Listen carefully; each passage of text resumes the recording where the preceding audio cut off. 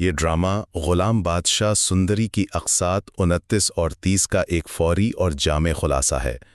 इसमें मोहब्बत और जुनून की इस उलझी हुई कहानी के दो बिल्कुल मुख्तलिफ और हैरानकुन मुमकिना अंजाम बताए गए हैं जो आपको चौंका देंगे। सबसे पहले हम इस सनसनीखेज चूहे बिल्ली के खेल की बात करते हैं। देखिए, जंदाद नामी किरदार ग़ुलाम और सुंदरी का निकाह करवाना चाहता है, लेकिन बादशाह का पागलपन बीच में आ जाता है। बादशाह का ग़ुलाम को अगवा करना और फिर सुंदरी का भागना बिल्कुल शतरंज की तरह लगता है ना? जहां बादशाह बस फिरार होते महरों का रास्ता काट रहा हो। दूसरा अहम पहलू पहली पेशगोई के मुताबिक ग़ुलाम की वो दर्दनाक कुर्बानी है।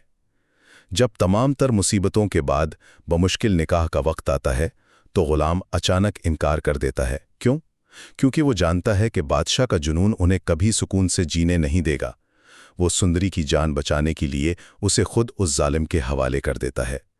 ज़रा सोचें, क्या अपने प्यार को दुश्मन के हवाले करना मोहब्बत की हार है या फिर सबसे बड़ी कुर्बानी? और आखिर में ज़रा दूसरी पेशगोई के इस हैरानकुन खुशगवार अंजाम को देखें। होता कुछ यूं है कि एक और किरदार कुर्बान मूर्ख नामी लड़की का बदला लेने के लिए बादशाह पर गोली चलाता है, लेकिन कमाल देखें, ग़ुलाम वो गोली अपने सीने पर खाकर अपने ही दुश्मन को बचा लेता है। इस अमल से बादशाह इतना बदल जाता है कि वो सुंदरी को ग़ुलाम के हवाले करके खुद मूर्ख से शादी कर लेता है। लेकिन सच बताएं, क्या वाकई एक गोली किसी जालिम का बरसों का जुनून मिनटों में ख़त्म कर सकती है?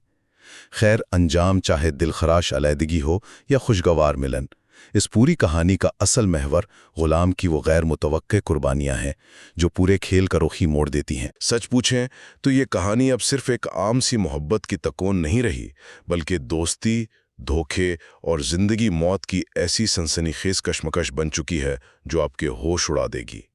पहला बड़ा मोड़, अंधी मोहब्बत और धोखा। देखिए, ग़ुलाम अपनी मोहब्बत सुंदरी को लेकर भागने ही वाला होता है कि दाजी नादानिस्ता सुंदरी को अपने घर बुलाकर अपने ही पैर पर कुल्हाड़ी मार लेते हैं।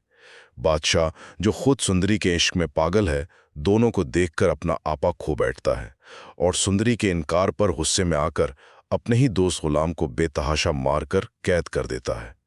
ज़रा सोचें, क्या मोहब्बत वाकई इंसान को इतना अंधा कर देती है? दूसरा अहम नुक्ता, बदला और खून का रिश्ता। इधर बादशाह का ध्यान बंटता है और कुर्बान, जिसकी बेटी का रिश्ता बादशाह ने ठुकराया था, तैश में आकर उसे गोली मार देता है। अस्पताल में बादशाह का बहुत खून बह जाता है और जानते हैं उसे कौन बचाता है? जी हाँ, वही ग़ुलाम। वो रस्सियां तोड़कर पहुंचता है और अपना खून देकर बादशाह की जान बचा लेता है। मतलब जिस शख्स ने आपको मारने की कोशिश की, क्या आप वाकई उसकी जान बचाएंगे? तीसरा नुक्ता, बहुत बड़ी कुर्बानी और नया सस्पेंस। बादशाह के होश में आते ही गेम बिल्कुल पलट जाती है।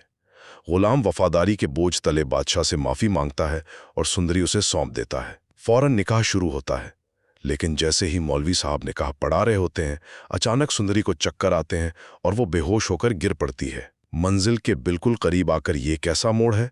क्या यह वाकई कोई बीमारी है या सुंदरी की कोई नई चाल? बादशाह की जान और ग़ुलाम की दोस्ती तो बच गई है, लेकिन निकाह के मंडप में गिरने वाली सुंदरी ने साबित कर दिया है कि इस मोहब्बत की कहानी का अंजाम अभी बहुत दूर है।